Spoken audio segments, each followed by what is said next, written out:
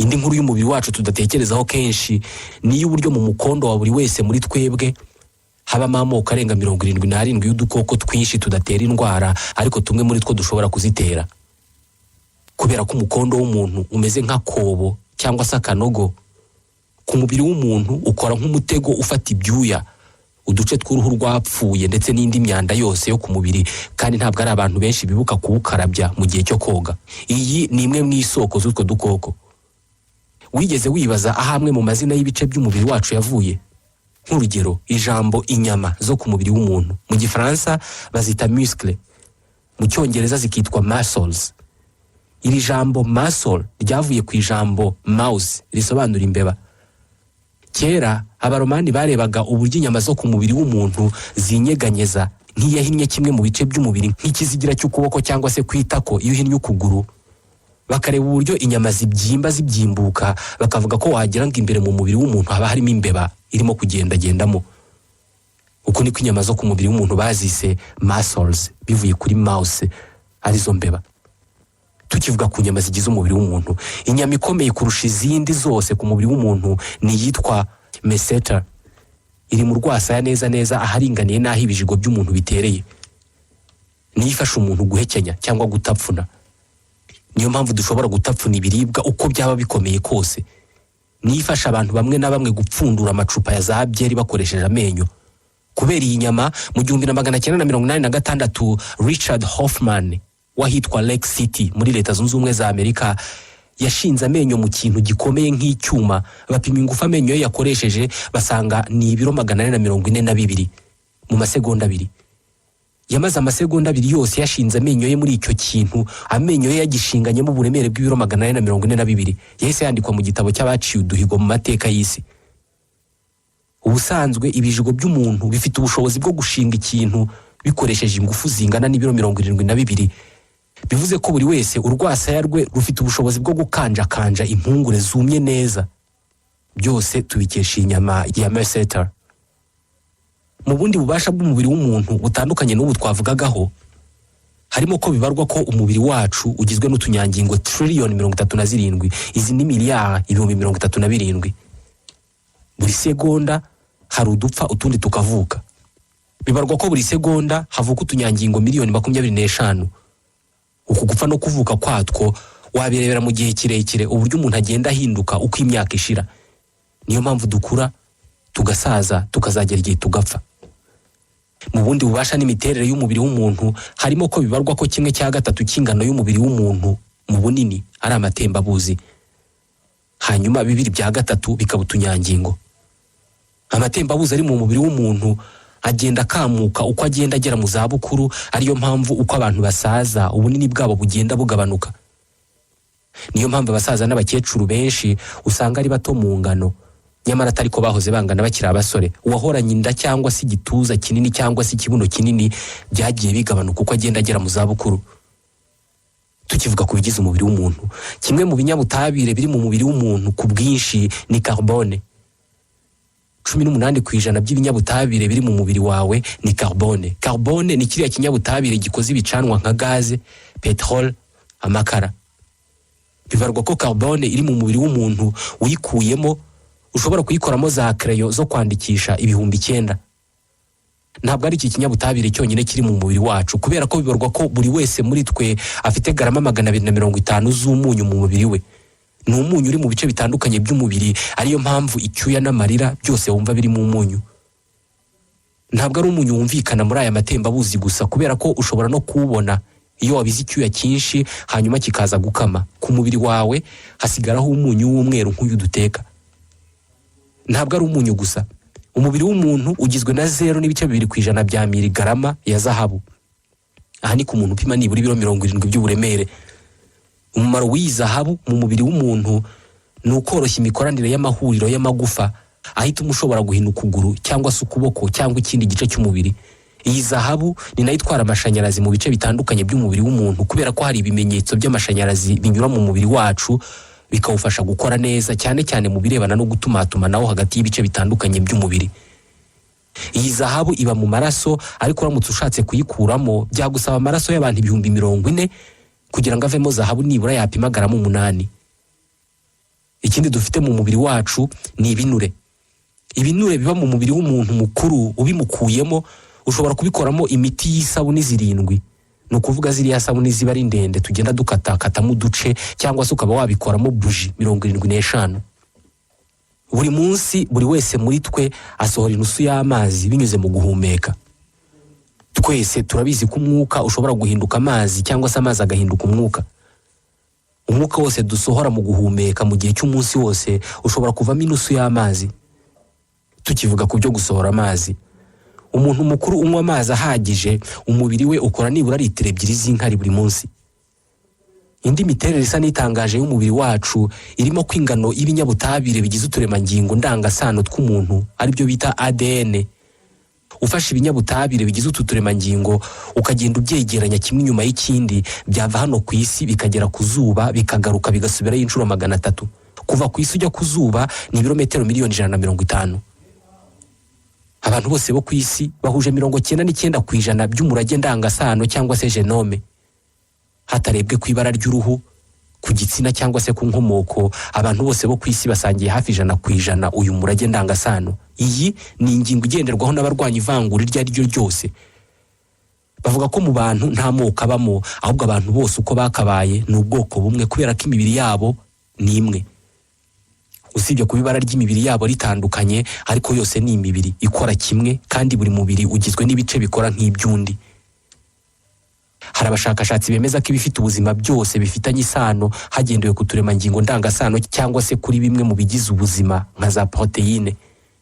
Hari abajya kure bakavuga ko ibinyabuzima byose bisangiye umurage w'ubuzima cyangwa se uturemangingo ndangamurage ku ijanisha rya 50%. Bakavuga ko abantu n'ihene n'amashu n'inanasi basangiye 50% by'ibinyabutabire biranga umurage n'isano. Kimwe mu by'ingenzi bitandukanye inyamaswa nk'abantu n'ibindi binyabuzima nk'ibimera nuko twebwe dufite ibyumviro ku mubiri wacu. Nk'urugero, umubiri w'umuntu ufite ibyumviro by'ububabare 200 kuri buri santimetero kare imwe y'uruhu rwacu. Uruhu rwacu kandi rufite ibyumviro 15 byo gukorwaho, ibyumviro 6 byumva ubukonje ndetse n'icyumviro kimwe cyumva ubushyuhe. Amazuru y'umuntu afite ubushobozi bwo kumva amoko 400 y'impumuro zitandukanye. Tukivuga ku mazuru, umuvuduko dukoresha mu kwitsamura ni ibirometero 153 ku isaha. Niyo mpamvu kwitsamura byihuta cyane. Kwitsamura ubwabyo ni igikorwa gishobora gutera ubwoba kubera ko cyakwangiza umubiri. Ni igikorwa umubiri ukora nyirawo atabitekerejeho kubera ko n'uburyo umubiri ukoresha mu gusohora umwanda winjiye mu nzira z'ubuhumekero. Umubiri wonyine uhita wibwiriza ugasunika icyo gitotsi binyuze mu kwiyegeranya kw'inzira zose z'umwuka, ubundi igitotsi kigasohoka ku muvuduko umuntu yakoresheje mu kwitsamura. Kubera ko ari ibintu umubiri wikorera ubwawo, uramutse ugerageje kubirwanya ugafunga inzira z'ubuhumekero mu gihe cyo kwitsamura, bishobora kwangiza bimwe mu bice byo mu nzira z'ubuhumekero. Tukivuga ku byumviro, abana b'impinja bakivuka bamara igihe runaka amaso yabo areba ibintu macuri. Ibintu byose babanza kujya babibona bicuramye, bikanatekerezwa ko iyi ngiyi ariyo mpamvu bakunda kurizwa n'ubusa kubera ko baba babona ibintu bicuramye bikabatera ubwoba. Ubundi ku bantu bose ni ibisanzwe kureba ibintu bicuramye. Niko imboni zacu ziteye, zireba ibintu bicuritse, zikohereza ayo mashusho mu bwonko, maze ubwonko bukicurukurira. Gusa iyi mikorere ubwonko burayiga. Iyo umwana akivuka, igihe ubwonko bwe butaramenya gucurukura aya mashusho, ibintu abireba bicuramye bigakomeza gucurama mu maso ye. Tukivuga ku mpinja, zikunda kurira ariko nta marira aza kugera nibura zigize ukwezi kumwe. Urwungano rukora amarira rwitwa glande lacrymale rutangira gukora neza nyuma y'ukwezi kumwe umuntu avutse. Iki gihe nibwo uruhinja rutangira kurira amarira akaza. Mbere y'ukwezi rurarira ariko nta marira asohoka. Ikindi cyo kuvuga ku mpinja nuko iyo zikivuka amavi yazo ntabwo aba arimo icyo twita ingasire. Niri no gufa ryo mu bipfukamiro, iri ngiri dushinga ku butaka iyo dupfukamye. Bariza niyo bagize imyaka 2 y'amavuko. Iyo uruhinja rukivuka ruba rufite amagufa 300 mu mubiri. Twebwe abantu bakuru dufite 206. Aha aya ngaya 4 yagiye nta handi ni mu kwihuza kwamwe mu magufa twavutse atandukanye. Nka kwa kunda abana bavuka igihorihori cyabo gitera, na amagufa aba atarafatana. Iyo bavuga ngo igihorihori cye cyarakomeye, ayo magufa aba yaramaze kwifatanya akavamo igufa rimwe. Uko niko umubare wayo ugenda ugabanuka. Amagufa y'umubiri w'umuntu yoroshye mu birebana n'uburemere ku ijanisha rya 50% ugereranije n'ibyuma. Ni ukuvuga ko icyuma kiba gikubye kabiri mu buremere igufa, ariko amagufa y'umuntu akomera nk'ibyuma. Igufa rikomeye kurusha andi riba mu rwasaya, ni rifasha umuntu guhekenya. Amagufa y'umuntu agize 14% by'uburemere bwe. Tukivuga ku magufa nanone hari amajwi yitwa ibitego. Ni amajwi avuga iyo umuntu akanze intoki ze asa n'ushaka kuzivuna, bikumvikana nk'aho urutoki ruvunikiye mu ruteranyirizo. Hariya ni amajwi y'udufuro tuba mu matembabuzi aba ari mu ruteranyirizo rw'amagufa. Ku birebana no gukura kwa kimwe mu bice by'umubiri kandi, bivugwa ko amazuru n'amatwi y'umuntu ari mu bice bidahagarika gukura nubwo umuntu yasaza. Abantu benshi babona uko basaza amazuru n'amatwi yabo bigenda biba binini, bakavuga ko ari ibice by'umubiri bikura cyane ntibinahagarike gukura niyo umuntu agenda asaza. Ariko ntabwo ari byo, ahubwo ko umuntu asaza uruhu rwe rugenda rwiyegeranya rukagera aho rumera nk'urutendera. Ku gice cy'amazuru n'amatwi, uko kwiyongera k'uruhu bituma bisa naho amatwi n'amazuru y'umuntu mukuru byakuze kubera ko biba bigenda bitendera. Reka noneho tuvuge ku bwonko. Ubwonko bw'umuntu bubamo amashanyarazi yakwatsa ampule nto muri izi dukoresha mu ngo zacu. Bivugwa ko umubiri wacu ukenera amashanyarazi kugira ngo ushobore gukora ibyo ukora byose. Wate 70 nizo umubiri wose ukenera. 15 muri zo zikoreshwa n'ubwonko bwonyine. Ibi bivuze ko amashanyarazi aba mu bwonko bw'umuntu yasharge iPhone, kubera ko chargeur ya iPhone umuriro igomba kuba yinjiza ni wate 20 nibura. Mu birebana n'ububasha kandi, ubwonko bw'umuntu iyo buza kuba mudasobwa, yari kuba ari mudasobwa ishobora gukora ibikorwa trillion 38, ni ukuvuga ibikorwa miliyari 38 mu isegonda rimwe. Ibi birumvikana cyane ubirebeye mu bikorwa umuntu ashobora gukora icyarimwe, nko kurya akumva uburyohe bw'ibyarya, icyarimwe arimo no kuganira n'umuntu anatekereza ku byo avuga, harimo ibyo abeshya n'ibyo avugisha ukuri n'ibyo ahimba, icyarimwe akabikora anatekereza ku byo arimo kubwirwa, byose hamwe akabikora afite telefone arimo gusubiza message yandikirwa, kandi ibi ngibi akabikora mu rurimi rw'amahanga rutari kavukire. Uyu munsi mudasobwa ya mbere irusha izindi zose zo kwisi ububasha yitwa Fugaku supercomputer, yakozwe n'Abayapani. Iyi ngiyi ifite ibyitwa petaflops 442. Petaflop ni igipimo cy'umuvuduko wa mudasobwa kingana n'ibikorwa miliyoni mu isegonda. Nta muntu n'umwe uzi ingano y'amakuru ubwonko bw'umuntu bushobora kubika. Ku birebana n'imikorere y'ubwonko bw'abantu kandi, bitekerezwa ko iyo abagabo barimo kumva umuntu ubabwira ikintu runaka bakoresha igice kimwe cy'ubwonko muri 2 bibugize, mu gihe abagore bo bakoresha ibice byombi mu kumva ibyo babwirwa. Bitekerezwa ko abagore bumva neza kurusha abagabo, ndetse ku birebana no gusesengura amagambo n'ubutumwa abagore babikora neza cyane kurusha abagabo. Mu birebana n'amarangamutima, umubiri w'umuntu ukorwaho n'amarangamutima mu buryo buwuca intege cyane. Nk'ubu bivugwa ko gukundana hagati y'abantu babiri bigira ingaruka ku mubiri zimeze nk'izo gufata ikiyobyabwenge cyitwa amfetamine. Ukwiyongera k'umuvuduko wo gutera k'umutima, kunanirwa kurya, kubura ibitotsi ndetse no kugira ibyishimo byinshi. Tukiri ku birebana n'amarangamutima, iyo tugize ubwoba, ubukonje, ibyishimo cyangwa se umuhangayiko, uruhu rwacu rusesa urumeza. Umubiri wacu uteye ku buryo utagira ubwoya bwinshi, ariko usa n'ufite ubwenge bwo kwitabara iyo umenye ko hari ikibazo kiwugarije. Iyo ubukonje buje, uruhu rw'umuntu ruhita ruzamura turiya duheri, ubundi twakabaye ubwoya, rubikora mu rwego rwo kwirengera. Mu bihe nk'ibi ntabwo ibituba hari ugusesa urumeza gusa, ahubwo n'amatwi yacu ahita akora ubukurugutwa bwinshi. Iyo tugize ubwoba cyangwa se duhangayitse, urwungano ruba mu matwi rwitwa glande apocrine rukora ubukurugutwa, ruhita rukora bwinshi cyane kurenza ibisanzwe. Urugungano rukora nk'urukora ibyuya, nk'uko ugira ubwoba cyangwa se umuhangayiko ukabira ibyuya byinshi, ni nako bigenda ku bukurugutwa. Nk'uko buri wese afite ibirango byihariye mu ntoki ze adashobora guhuza n'undi, ni nako buri wese agira ibirango bye byihariye ku rurimi nabyo adashobora guhuza n'undi, byitwa tongue print. Bivuze ko kumwe bapima ibikumwe, bashatse banapima ururimi. Ushobora no gupima ururimi rw'umuntu utazi ukamenya uwo muntu wari we. Tukiri ku birebana n'akanwa, umuntu usanzwe muzima mu buzima bwe bwose akora litiro 28,400 z'amacandwe mu buzima bwe bwose kugera apfuye. aya yakuzura pisine ebyiri. Buri muntu nibura amira litiro imwe y'amacandwe ku munsi. Ubwo tuvuze ku ngano y'ibintu rero, umugabo usanzwe mu buzima bwe bwose amera ubwanwa bwapima metero 8. Bivuze ko ubashije kutogosha ubwanwa kuva utangiye kubumera kugera upfuye, ushobora gupfa ufite ubwanwa bwa metero 8. Hanyuma kubirebana n'ingohe z'umuntu zipfuka mu buzima bwe bwose, uramutse ubonye ingohe zawe zapfutse ukazegeranya rumwe iruhande rw'urundi, zishobora gukora metero 30 z'uburebure.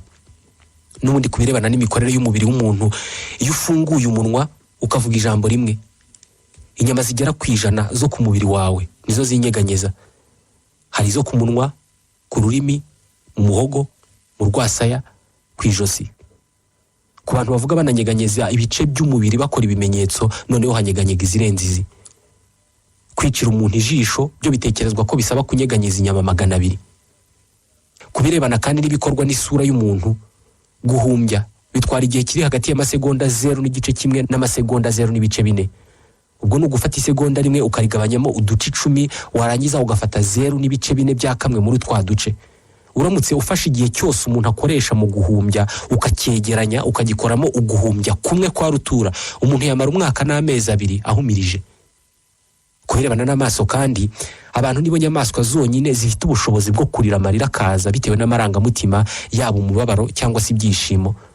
Izindi nyamaswa zose zifite urutirigongo, ibikururanda cyangwa se inyoni nazo zigira amarira, ariko yagamije gutuma amaso akora neza biturutse ku kuyabobeza. Hari n'abantu barwara indwara z'amaso, abaganga bakabandikira amarira, bakabaha imiti ikora akazi nk'akamarira bakajya bayishyira mu maso. Kurira kw'abantu by'amarangamutima bitekerezwa ko ari naho havuye imvugo yo kurira amarira y'ingona. Babivuga iyo babonye umuntu ugaragaza ko ababajwe n'ikintu runaka kandi nyamara bizwi ko kitamubabaje, arimo yigiza nkana, bakavuga ko arimo kurira amarira y'ingona kubera ko ingona zidashobora kurizwa n'amarangamutima. Uyibonye irira byaba biturutse ku kindi kitari amarangamutima. Ikizwi nuko imiterere y'amarira yacu n'amarira y'izindi nyamaswa ari imwe. Ibinyabutabire biyagize ni bimwe, ndetse bitekerezwa ko amarira y'izindi nyamaswa nayo yakoreshwa mu kuvura amaso y'abantu. Reka tuvuge ku bushobozi umubiri wacu ufite mu kwihangana. Umubiri w'umuntu ushobora kwihanganira kubura ibiryo igihe kinini kurusha icyo wakwihanganira mu kubura ibitotsi. Ushobora kumara ibyumweru 3 utarya, ariko umaze iminsi 11 udasinzira, bw'umubiri wawe wapfa. Iyo dusinziriye nibwo umubiri wose wiyubaka, ukanakosora amakosa yose yabayeho mu mubiri mu gihe cyose twamaze tureba. Abantu banywa inzoga nyinshi barabizi. Uraryama ukabyuka hari icyahindutse, agasebe wakomeretse kadakanganye gakira iyo usinziriye. Iyo umaze igihe udasinzira, ni umubiri wose wisanga mu bibazo. Kutarya byo, iyo ibyo kurya umuntu yariye bimushize mu mubiri, umubiri utangira gutungwa n'ibinure biwurimo. Niyo mpamvu abantu babyibuha kubera ko bariye cyane. Iyo uriye, umubiri ufataho ibyo ukeneye, ibisigaye ukabibika mu binure, kubera ko utekereza ko ushobora kuzabikenera mu bihe by'amage. Mu buzima bwose, umuntu usanzwe arya ibiro birenga 28,000 by'ibiryo kugeza ushaje. Buri wese muri twe, mu gifu cye harimo ibinyabutabire birenduka byitwa mucus gastrique, bishinzwe kurinda igifu ngo kitisya. Mu kugogora ibyo turya, igifu gikoresha acide yitwa acide hydrochlorique. Iyi ni imwe muri za acide zikomeye ushobora kuzabona mu binyabutabire byose bibaho. Iyi ni uruvange rw'ibindi binyabutabire birimo pH 1.16, acide nitrique na acide sulfurique. Iyi ngiyi uyishyiramo icyuma kigashonga. Igifu rero gifite ibi binyabutabire birenduka bituma iyi acide itagitobora. Indi acide iba mu gifu yitwa acide gastrique, uramutse uyishyize mu kintu ukanagamo urwembe, rwaba rwashonze mu masaha 15. Imitsi yose itwara amaraso iri mu mubiri w'umuntu mukuru ipima kilometero 96,000. Mu birebana no guhumeka, umuntu mukuru wese yinjiza mu bihaha bye litiro 2,000,000 z'umwuka buri munsi. Umubiri w'umuntu mukuru ubira litiro ziri hagati y'10 na 14 z'icyuya buri munsi. Mu birebana n'ubushyuhe kandi, umubiri w'umuntu mu minota 30 usohora ubushyuhe bushobora kubiza litiro 3 z'amazi. Umutima w'umuntu utera nibura inshuro 100,000 buri munsi. Ni inshuro zirenga miliyari 2 na miliyoni 500 mu buzima bwose. Ku bantu bakunda kumva imiziki no kuyiceza, umutima w'umuntu utera ku muvuduko munini cyangwa se muto bitewe n'ubwoko bw'umuziki urimo kumva. Bijya bikubaho gutekereza uburyo amaraso arimo kuvuduka mu mubiri wawe, abagenda santimetero 91 mu isegonda rimwe. Iyo arimo gusohoka mu mutima abagenda yiruka cyane, ariko agenda agabanya umuvuduko uko yinjira mu dutsi duto. Mu munota umwe amaraso abazengurutse umubiri wose. Iyo umutima upompa amaraso ukoresha ingufu nyinshi cyane ku buryo bibaye atari mu mubiri wayatumbagiza akagera muri metero 9 mu kirere. Bivuze ko umutima w'umuntu ukora nk'imashini ikogota amazi ku buryo ushobora kuwukoresha mu gukura amazi mu kabande uyageza muri metero 9 imusozi. Umutima w'umuntu kugira ngo ukore biwusaba umwuka wa oxygene, bivuze ko uhaye uwo mwuka wa oxygene wakomeza gutera wowe utanahari. Mu bice by'umubiri w'umuntu byose, ikiganza nicyo gifite ubushobozi bukomeye mu kwigenzura ku buryo kinyeganyeza kikaniyerekeza mu byerekezo bitandukanye byinshi. Niyo mpamvu dukoresha ikiganza inshuro nyinshi mu byo dukora byose n'ibidafitanye isano nacyo. Iyo urimo kuvuga ubutunga intoki uzerekeza mu byerekezo bitandukanye. Impamvu ikiganza gifite ubushobozi nuko gifite amagufa 27, imitsi minini 2 n'imyakura myinshi. Tukiri ku gice cy'ukuboko, hari ubushakashatsi bwinshi bwagaragaje ko akaboko k'umuntu uhereye aho ikiganza gitereye kugera ku nkokora kaba kareshya n'ikirenge cye. Gusa bivugwa ko atari ku bantu bose, ahubwo ni kuri 80% by'abakorewe ubwo bushakashatsi. Ubwo tuvuze ku birenge, bitekerezwa ko buri muntu ubyuka mu gitondo ajya mu kazi ke ka buri munsi asanzwe akora atera intambwe 7,500 buri munsi. Ubwo umuntu uzabaho imyaka 80 ashobora kuzaba agenza intambwe 290,000. Ibi ntabwo bitangaje kubera ko 1/4 cy'amagufa yose y'umubiri w'umuntu ni amagufa y'ikirenge. Mu birenge byawe harimo inzungano 250 zivubura ibyuya. Ni inzungano 125 muri buri kirenge. Mu birenge niho hantu hari inzungano nyinshi kuri buri santimetero kare imwe mu bice byose bigize umubiri w'umuntu. 1/2 cy'ibyuya umuntu abira ku munsi umwe biva mu birenge. Umubiri w'umuntu uremye mu buryo ufite imikorere n'imibereho itangaje tudatekerezaho kenshi. Hari indi mibare, imikorere n'imyitwarire y'umubiri w'umuntu tuzavugaho mu bindi biganiro. Reka noneho tuvuge ku buzima. Wari uzi ko kudakarabya intoki abana bakambakamba ari intandaro y'indwara zitandukanye zirimo nk'inzoka n'impiswi, bikaba byabaviramo no kugwingira? 80% by'indwara ziterwa n'udukoko nk'ibicurane, impiswi ndetse n'izindi zandurira mu biganza. Udukoko tuzitera tuva ku biganza by'umuntu umwe tukajya mu by'undi, cyangwa se tukava ku bikoresho n'ibindi bintu abantu bakoraho tukajya ku biganza by'undi, tukinjira mu mubiri tunyuze mu kanwa cyangwa se ahandi, ubwo akabaranduye. Indwara nyinshi abana bato barwara, uburyo bwa mbere bwo kuzirinda no kuzirwanya ni ukubakarabya intoki no kubatoza kwikarabya bakiri bato. Muri make ni ukubagirira isuku. Impamvu abana bakambakamba bakwiye gukarabywa intoki kenshi gashoboka nuko mu kigero cyabo bakunda gushyira intoki mu kanwa. Nzi abantu benshi birinda gukora ku bintu bazi ko biba byakozweho n'abantu benshi, nk'inkingi zitangira abantu ngo batagwa cyangwa se ibyitwa garde-fou, serire z'inzugi zinjira ahantu hahurira abantu benshi ndetse n'ibindi. Gusa hari ubushakashatsi bwakozwe n'Abongereza buza kugaragaza ko ku biganza byacu haba hariho udukoko twinshi kurusha kuri ibyo bintu byose twirinda gukoraho. Iyi mibare ishobora kugutangaza, ariko ubushakashatsi bwerekanye ko umuntu umwe mu bantu 8 ari we wenyine ukaraba intoki mbere yo kurya. Nyamara twese turabizi ko ari ngombwa. Iyi ni imibare y'ikigo cyitwa Aquent, ikigo cy'Abongereza gikora imiti basiga ku ntoki ngo yice udukoko.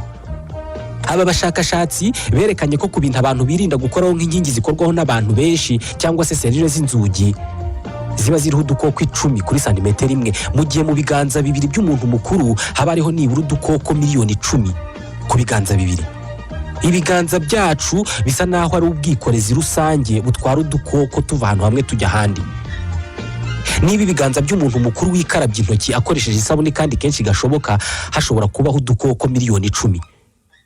Noneho tekereza ku biganza by'umwana ukambakamba uhora akora hasi no ku bintu atazi, yarangiza agashyira intoki ze mu kanwa. Hari abashakashatsi bemeza ko no gukaraba intoki kwacu bishobora kuba bidakorwa neza. Ubwo bivuze ko no gukarabya abana intoki bishobora kuba bidakorwa neza. Dore ko batekereza ko twakabaye dukarabya abana bacu intoki cyangwa se natwe ubwacu dukaraba intoki. Ubanza gutosa intoki zawe, warangiza ukazisiga isabune. ukazikuba nibura mu gihe kitari munsi y'amasegonda 20, ugakaraba ibice byose by'intoki, hagati yazo, ku biganza, hejuru y'intoki no ku bipfunsi ndetse no mu nzara. Iyo umaze gukaraba bibaye byiza wakwihanaguza serviette cyangwa se akihanaguzo gakoreshwa rimwe gusa. Ubwo ni kakandi k'urupapuro bahita bajugunya. Niyo wakarabiye ahantu kuri robine, mu gufunga amazi ni byiza gukoresha serviette cyangwa se kakantu nyine bahanaguza intoki, ukagafatisha kuri poanye cyangwa se kariya gafunga kanafungura amazi, wirinda ko microbe zikariho zongera kukujyaho kandi umaze gukaraba. No gufungura urugi rwaho ukarabiye ni byiza gukoresha aka serviette. Ibi ni ukubyikorera ariko ukanabikorera umwana niba ari ugukarabya intoki. Umwana muto akwiye gukarabywa intoki kenshi ariko anatozwa kuzajya yikarabya kenshi. Iyi ni imwe mu nzira z'ingenzi zo kwirinda no kurinda umwana udukoko duterwa n'umwanda dushobora no gutuma umwana agwingira. Ubu ni ubutumwa bwa Minisiteri y'Ubuzima inyuze mu kigo cyayo gishinzwe ubuzima RBC ku bufatanye na gahunda y'igihugu mbonezamikurire y'abana bato NECDP. Ni nta dusoje ikiganiro riziko cyo kuri uyu munsi. Ikiganiro tubashimira kuba mukurikira. Nitwa Ismael Mwanafunzi, ndabashimiye.